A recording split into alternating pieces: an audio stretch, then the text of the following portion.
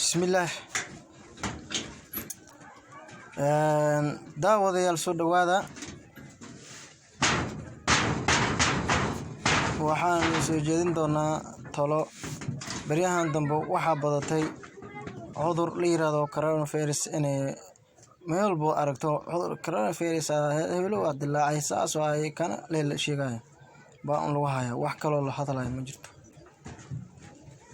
dadkeena muslimiinta ee Soomaaliyeed waxaan aan kula dadaalmi lahaa taladii aan talo ku siin lahaa fikradeyda inay iska daayaan hadal xasmadaas oo Ilaahay subhanahu wa ta'ala kaliya ku xirnaadaan Allah ay baryaan oo nin walba gurigiisa oo Quraan ku akhristo inuu Allah subhanahu wa ta'ala wadankooda ee hodanka oo macaan maanta aan joogno inuu Allah ka qabto oo Allah subhanahu wa ta'ala ay ka baryaan baan ugu dardaarmaya ummadda Soomaaliyeed waxaan arkay clip yar oo daawaday video oo markaas Islaan Jaynes meesha uu ka soo bilaawday cudurkan coronavirus leeyahay naagu ku dhacay naagta markuu ku dhacay ay iska dareentay inuu ku dhacay ayaa waxay sameysay guriga meesha ay joogtay waxay sameynaysaa albaab walba intii afkeeda qaaxa antuuf ay tufto waxay marinaysaa qaaxadii ay marinaysaa albaabada si markaas dadka as u haleelo oo kaligeed is ugu noqonin xaasnimada balfiiri ayadaas saxasday gaalada marka Allah subhanahu wa ta'ala Allah naga qabto Ilaahay baan ka baryaynaa subhanahu wa ta'ala inuu Ilaahay naga qabto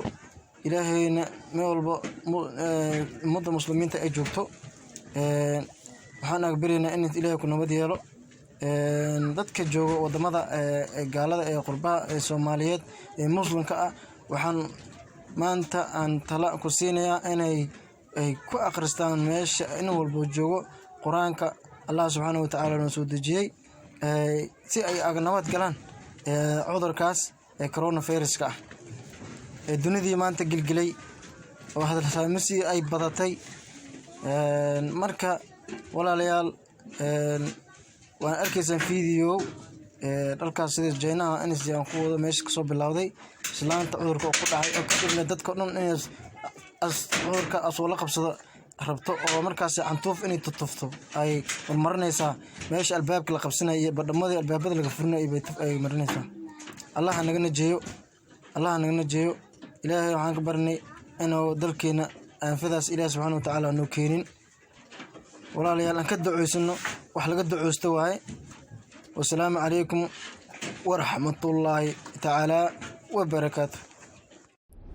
Hello, good evening or good morning. Arrintan waxay ka dhacday wadanka Shiinaha naagtana u jeedin wiishkii ay soo gashay ee dadka isticmaalayeen cudurkii viruskii xumaay baa lagu soo sheegay coronavirus waxay sameynaysaa arag batoonyaalkii dadka ee gacmahooda farahooda ku taabanaya ee viruskii ku tutufoosaa sidee dadka kala jirada ay ugu dhacdo sidaas daraadeed jirada ugu faaftay zaa'id wadanka Shiinaha iyo meelo kale ba adduunka waa naag xaasidad ah cudurkii xumaay coronavirus hadda gabadhana soo gashay maskiinta cantuuftii viruska meesha lagu tufay gacanteeda ku taabatay mise farteeda ku taabatay waxay ka ogtahay malaha isla markiina jiradii bay ka qaaday meesha iska ilaaliya meelaha oo public markaa tagaysiin waxa gacantiina ku taabanaysiin ninkan nasiib wabale telefoonkiisa ku mashquulay wuxuu ka ogahay malaha marka ka taxadira hadda mar labaad cantuuftii bay ku sii tutufaysaa si fiican waxay rabtaa xaasidnimada dadka inay taabtaan markay wiishka soo koraan waxa ugu horeey qofka oo sameynaya waxa waa batoonkii loo taabto hadda kaamirada dhinaca kale oo laga tusay arka odigan waayeelka soo gala asagana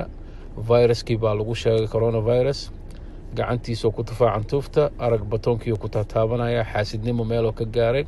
shaydaan iyo shiinees waa ilma adeer ninkii dhaabeen ma sheegin iska taxadira walaalayaal oo dad